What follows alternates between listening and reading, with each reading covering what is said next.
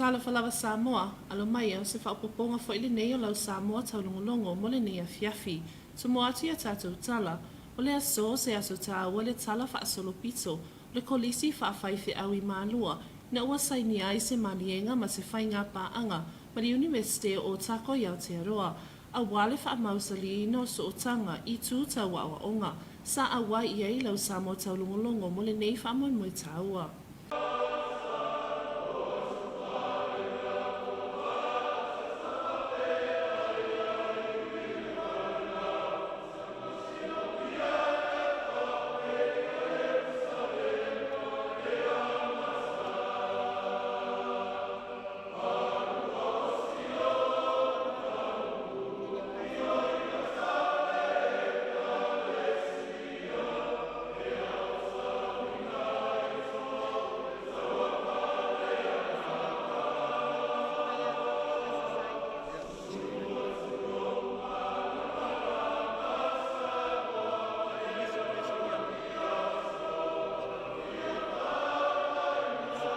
O le whaamoe moe watau nuu, o le la awo leo la lea. O upu ia le whaisala moe mawhaio na ia whaamatala langona o le so. Na ua whaatau nuu ina ma le manuia le whaamoe moe. O le kolisi whaafaife au I mālua. E ala lea I le sainio se malienga ma se whainga pāanga. Ma se tasu Universite I longa I le lalolangi. Le Universite o Tako I Aotearoa. O se moe mitinga, ini, ele ngata I le susunga le li ipule ma le ainga whaia onga. Ai wa whaapea fo I le lau mua I mālua, ma le e kālesia whaapotopotonga kerisiano I Samoa. A wāle malienga ua sainia I le so, o se whai tutoa manuia wa tatala mai, mo a wanoa a wāle whaalau teleino le tū tau wa onga, a wā whanau talosia le e kālesia, e whaalau tele ai le silafia ma le iloi mata upu sinsili. Sa matalia le nei whaamoe moe se tatalo, e peo na saunia le susunga le ali ipula le kolisi whaafaife au I mālua, le susunga le whaife au fōma e whaia onga, ia vai tusi no fua inga, e whaafetai ai le alofa lawea e maleanga le lei whaifai peo le atua soifua, ua tawai I manu le nei whaamoe moe. O se la asanga tāua wa au sia le kolisi whaafaife au I le aso, ai o se maa whaamanatu foi, ilo na tala whaasolopito talua na whaavaile nei kolisi, ile tausanga I tasi walu whaafaa. O le aumalanga ni Universite o Tako sa taita ia mai o na tapa au, e peo na iaile li ipolofesa ia David Murdoch, ma le li ipolofesa ia Tony Ballantyne. Sa a wai whaatasi le nei aumalanga nisi o whaululunga mata upsisili, whaapea ma whaululunga nisi o matanga luenga le Universite. Sa o fia fo ile nei aumalanga nisi o tupu mata mali o Samoa, o loo ngā luluei tutonu le Universite, e peo na iai le afionga le tootoa li le afionga ia tofilau Nina Kirifi Alai, o ia lea o loo whaaulu li iai mata opu whaaloto I whale le Pasifika, I tutonu le Universite, o le susunga ia tangi I lima feleti, o ia lo whaulu li iai mata opu ia tumoto le Pasifika, po le Pacific Island Center. Sa awai lea whaamoe moe le susunga le taitaifono le komiti o mālua, o ia foio le taitaifono le komiti o le autoe ina, le susunga le toe ina ia aso tasingo time, whaapea le susunga le whailau tusi o le komiti o mālua, o le whailau tusi foio le komiti o le autoe ina, le susunga le toe ina ia le aso tupai. O tamaa foio ia le ekalesia sa whai ma moli mau le sainia ina, le nei whiangainga a wālawa le ngā lulue whaapaangai, o le kolisi whaafaife au I mālua, ma le Universite o Tako, o le taimi nei e to atolu tama whanawa le ekalesia o a otawina, I le Universite o Tako, ma le moli mau fo I lea le tūlanga si itia ua iai, le soifua o a oina I mata upolo o a oina, I tutono le lau mua I mālua.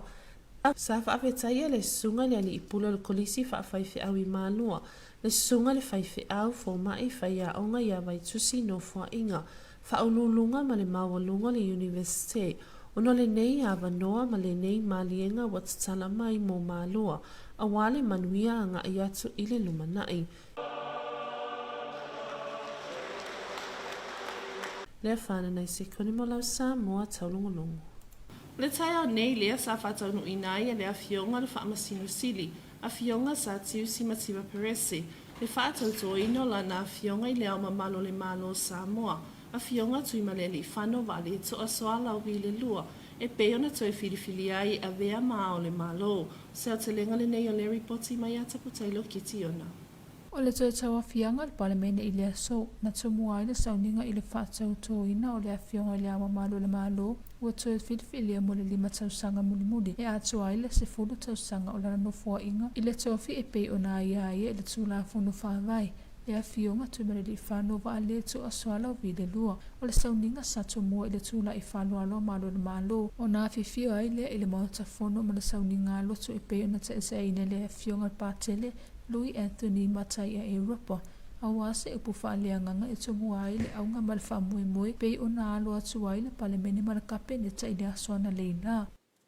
E o le ngata e ta sosolo I le manawa. A wa o le ngasala o loa nganga o le lau ele o le laulani. E le mo le atua. A o lana whengainga na osu ma e wai te whanau mariti ngā. Nena tā pena ai, le urua I te ngata le whengainga whau le te maitai e o tina paia o Maria. O le la ola ma tipa I le nganga. Ma whaabanga wanga, lona la walu e whanau mai ai, le ta mawa inga ma le ola. Nei ai whawhora ai le angelo le atua, ia whaia ia le karo e tusa ma lau whetalai. O le uruai whamanuia lea le atua le tangata. Tātou sira le iai na susoko e le whamanuia, le iai na susoko e le whamanuia, Ye whamanuia mia whanonoa. A wale tangata leo lo iai lea nganga le whamawhanawhananga. A muia e anga maru, o le tangata lo iai lea nganga to whinga I runga. A muia e fia aino fia inu lea mea tonu, lea nganga leo le tangata, e le nao mea ai o lai, a wafia mapaia lea tu e tō anga e whai tau e tu spaia. A muia lo whaatu le nganga le tau o tele. O le whetau sia e pare a. A muia lo te mamau le nganga le o le tangata I doa maamwa I le tua ma tā pua o whaatu tua I le tua. A muia e whaatu puina le while mu o le nganga lea o whanau o le tua. O le sauninga o le whaatautunga na whaatinoina e le fionga I le whamasino sili. Sa tiu si matiwa perese ma sa awai umaiai le sauninga wa malu. Le sui o le fono sui tuofia, le fionga ma mero pati, le fafonga fetalai ma le masio fola na fionga le amamalu le malu. Whapea le au fia atua al palemeno Samoa. O whaururunga mtanga lwenga le malu ma isi uma a inga ma ilatou na awai atu. E sapua ia le nei sauninga o le whaatautunga. O tui maleli whano wale toa sulau I le lua. O te tautō I le atua e ona le malosi o malava. O le au tō e ina le mamalu le tofinga o le au le malo. Ma o le a whaia ma le tonu ma le wha maoni o tiute I le pūlenga wha foe o le malo tu tō tasi o Samoa. Ina etu sai ma lona wha avae ma na tula fono. EFKS o ni mai le atua I ata. I le mai ai o le whaatautunga Samoa ina se lau mo se saunuanga le fionga le malu le malu. Ana fionga tui wale li whano wa le tu aswala wi le lua. Ua sufi ngata se la ngona o le nei tu aso. O wale mapoe ma le maulunga o le nei wha moe moe. Awa I ele tangata whaatau waa malona ainga. Ua tau whala ula ai le paia o le fono au whaitu la fono o Samoa. O te talitonu, o le tō whawha sau ma le moe na sa ili le atua, o mafu ai ne nei to whinga. Lau a whionga I le whonga whitalai, o le nganga whawhitai e mori atu, o wau mai atu wasa so wama rui tau, sa o tātou whitai ai. Awa I ea na apoina le tina toa, ma le tina awa, a wholau mai le tunuu I nā atu wasa. O na o le atua lo whaavai ai Samoa, sa tai, ma whaatonu wholau. Le atuae, Ia fo ia tu le vi inga ma le taulanga fa ne tanga ila wa fio e fa mabau.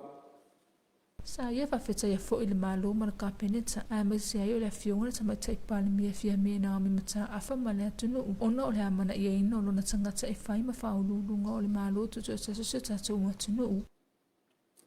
La wa fionga le tama tai pale mia la wa fionga fia me na o mi mata afa ma le mamalu o ka peneta. La wa fionga le fonga fetalai la sunga pali ta e uma sapau masui mamalu uma o le palemene. Pa pele vaenga fa fai o le fa tua ile tua Samoa o tasi. Ile nganga maunalo o te momoni tuai la fa fitai. O la au tuto fa tupu malo o tu fa tuanga. O le o tu e filfili ai no tangata fa tauwa o te taua veina le tofinga o le ao le malo tu to tasi o Samoa mo le isi lima tausanga. Ile mai ai o le sauninga na fatu afanga solo ai loa tau mo le manga masani ale fono ao ia nanga luenga ua fatu langa ina taptele ke tiona mo le Samoa taulungu. O le lale le o Samoa ua toe va aya o le taiawa na le lale sa tau nuk mai ai le va ameli Samoa ma o se va ainga ua loa na le toe va aya mai le tolu tausanga taluai o no a fianga le Komiti Faamisionare se atuanga le nei o le reporti.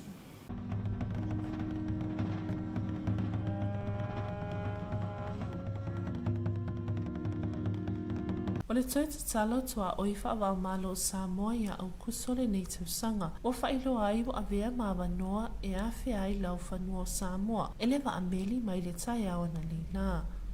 O le wa ameli o le MS Western o se waa mai Amerika o le waa sa fea kona i Hawaii o na malanga mai e lea wha moe mo Samoa nei o na so ai lea mawhiti. Tasi lea fe toru se lau lima sifuru lea o wha i le pasesi o loo malanga mai ai. Ai fitu se lau palu sifuru le au waa o loo ngalo luai le wa ameli. O le pipi i o le paanga a lea wa ameli i tutono Samoa. O le saimi po mua le nei wa toi a fea ai Samoa e se wa ameli. Talu mai le toru tausanga o na lea toi a fea Samoa e se wa ameli. O na o tapu o poloa ingo wha alawe lawe tutupu wha afua sei. O le Komiti Faamisionare sa whaalia le kapiteni le nganga fia o whaataunuina ma le manuia mai le malanga i lau whanua matango fia o Samoa. E ui sa whaawhainga tauna whaasau mai le waa i le vaenga e taulai o no le malos o le savili. Ai vi ia le li iwa taunu manuia. Mao se mitanga ia te ia o ia o lea sa kapiteni mai le waa mua. Wa toia sia Samoa talu mai le tausanga e lua afes Faamisionare. Sa whaalia le au whai pisinisi sa whaatasi atu. O fi whaata wa inga le tai au na leila. Le nganga whaafitai o na whai. O na toi mawa le nei awa noa mo le atina eina. Wahala atau pisinisi. Ua loa tau sanga i le o toi mawa le nei awa noa. Aftai le inga malo wa. Whainga rongia ma hoa wai. Whaisi lewa o kongau sanga o kapulia ia pora si. Siya mo lele o si po ma ko fa business like o singa fa ka o leva nga fare con ka mo ai nga ya o fi ale nga ngi ka ya o ya ku ya le wa ma ka fo mo le va ya le fana nei se kone mo Samoa Taulogologo. O se wa ainga fo ile nei nisi o ngā luenga wha awa wale tu o manga mo e popua ngā tia i tutono si o tātou watu nuu. I ngā luenga fesoasoani ma polokalame whaasolo i tuale to o manga mo e popo ngā tia. Sa tawa au nai mea ta alo mo le au talavou. Ale e whaka sai whane wao. O nei mea lofa mo mea e wha o ngā ina e atina e ai le i tū tau ta alonga. O le polo ketia le au talavou sa talasanga ina. I lalo le polokalame le to o manga mo e popo ngā tia. E wha atupe ina le malo e fesoasoani ai. Mo le una ia o atina e ese ma polokalame whaasolo i tua. I nuu mafio anga filia. A wale una ia o wala e te e aile sa waina o tina amata mai tai. I se saunoanga le susunga le whaafianga inga. I a ta whae ngalu mani mana. Le tala le lei e tino mai i a ta tau whaatinonga po o ngā nuenga. O le ala le e ta waile mawhauwhau i a mata ala. Ma le a mio i a le lei i le vā ma le eis tangata. O le au tua whaamawina le au talavou e whakasa whale wau. E whai mata i ala le lātou polo keti. O talavou e whaamawina le ola sauloto. Le whāna nei se kone mo lau Samoa Taulogologo. O le whaia si na tātou malolonga pupu mo nisi o tātou whaasalalanga whaapisinisi o na toi taliu mai lea mo na ngana whaapiritania. Your TV2 News will be right back after this short commercial break.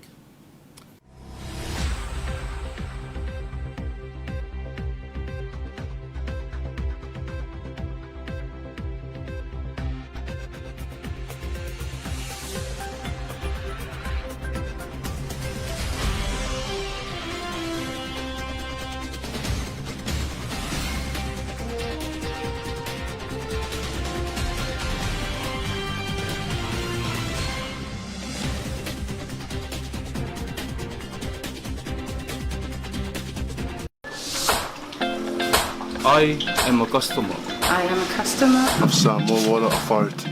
of Samoa Water Authority. I was so frustrated at having to pay. So much for water. Until I was told about leaks.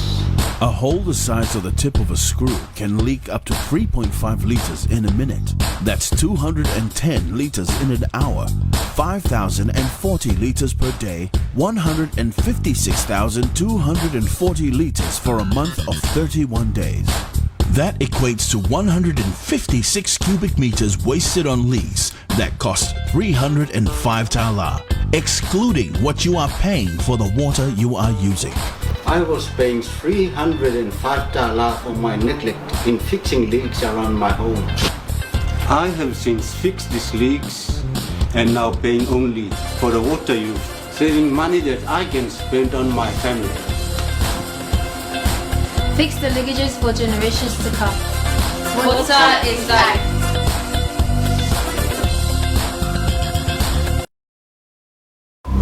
E a awhianga o whia Samoa I matangi maa whaa. O ia awhianga, e a mata mai a November, e o atu ia a perila. A o le io o I ia vai tau, e te tau ana nufo sa ini.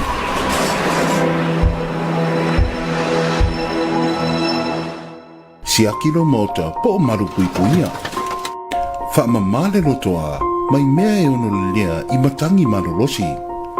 Wha angatanga au o tau latalata I le whale, ma waia e le tise. Wha mamana vai e whaiti tia I awhianga mai rolonga pe a te tele ti munga. Tā pena mea tau mawhatu apa a toa ai ma se le tio ma maa mori wira whana au mo me ti ngā le tino po le first aid. E whaasala lau e le ofisa o le wha ai tau, la pata inga le le tio, TV, ma le internet. Wha o ngā lau papa plywood. Po apa to whale, e pui pui ai wha malama. A wale tu I mawina, ai wha awanoa se ala sa vidi, e mawai se ea I te tonu o le whale.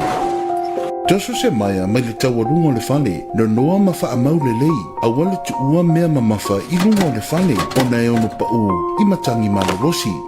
Wha tutumu whangu ma uro vai, ma wha apuna vai tau mawha. Te pē whangkesi, ma mika e le tise. Ia no nofo le lei te tonu o whale, a whai ele o le lei ma ato o tono o whale, a ngā I roa I nofo anga maururunga, ma saunga le mu. O a whae ma fua mai ailo o longa, ma nisi whawhita auri, tau mamao mai vai tafu, a wana lau papa, ma le ngā tau whale. Po le saunga le mu o lou ainga, ta pena sauni ma nofo silafia, pui pui, ma whaatino lapata inga. Fale mautotongi uma o le ekalesia. E le ngata e iai potu e pisiina mo pisinisi, ma whaala potopotonga ese ese. Ai iai foi potu fono, o holo te tele, ai masi ai foi nisi o au ongang. Moa onga, o pisinisi, o au lotu ai masi o a inga taitasi. E tā ua o na silafia e le mamandu o le atu.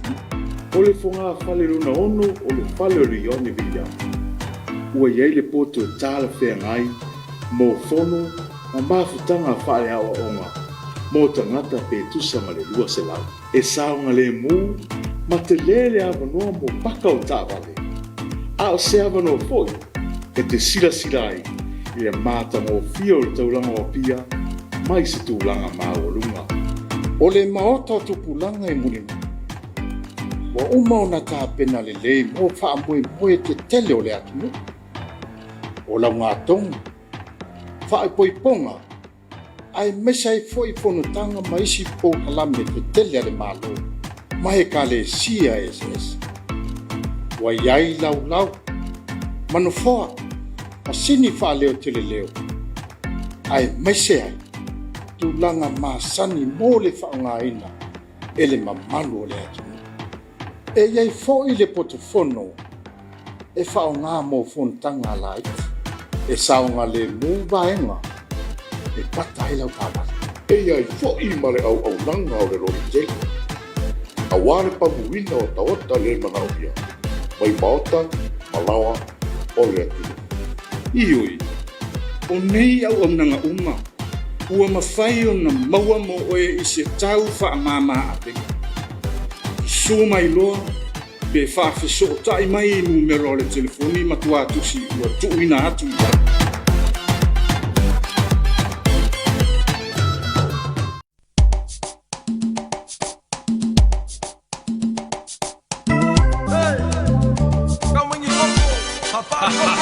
Koko Samoa e ma eule manongi pe afa apa ule Samoa moni.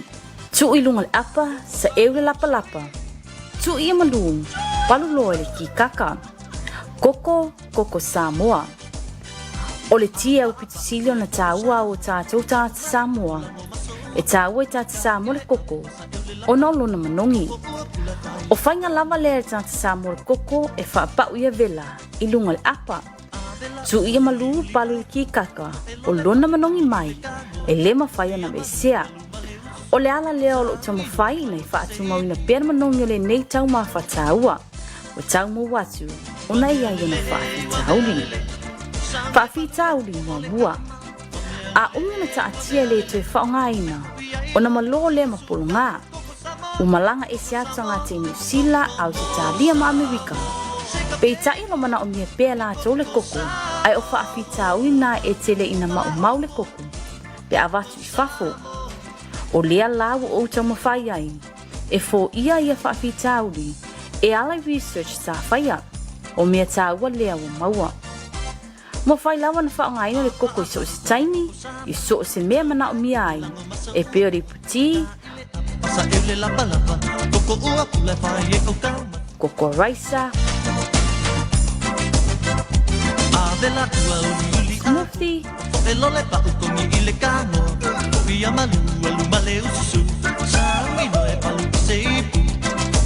Keke.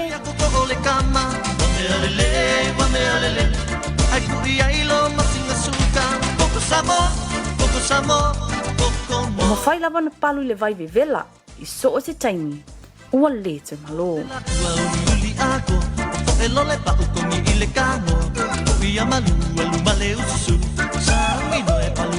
Sua i manai le Koko Samoa. Papa's Instant Koko Samoa.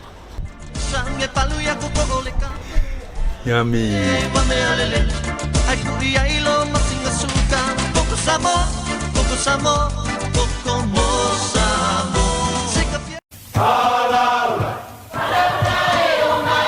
Awane e misia lunga lo wala ata le EFKS TV.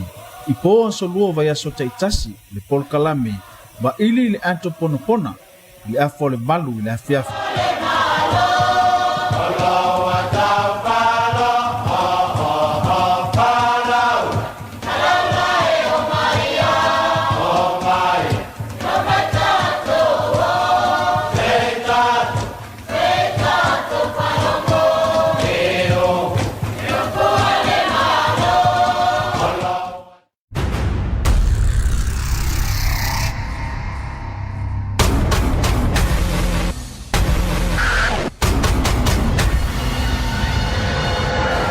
Lewa fai ai lava lau e fai le po i lau video call, ma lau phone call.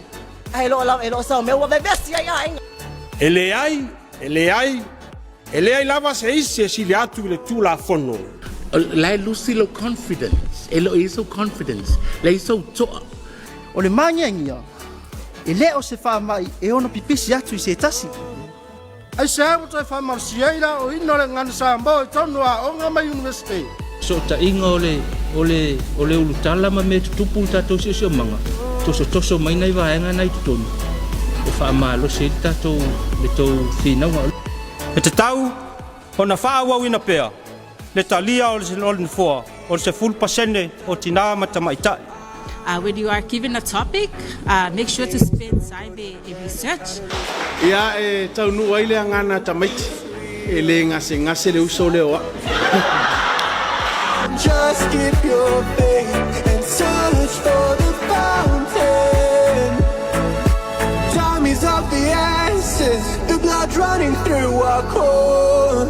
It's best to not feel sorry when it's over. We have to talk about this. We both own a half share of the property. What are we going to do, Claire? Getting dressed might be a start. You have no idea what it feels like trying to keep the place alive on your own. In case you haven't noticed, we're all women here. Pack up your things and get off the property. I'm the boss now. Let's go. Wait till she has to gallop. Come on.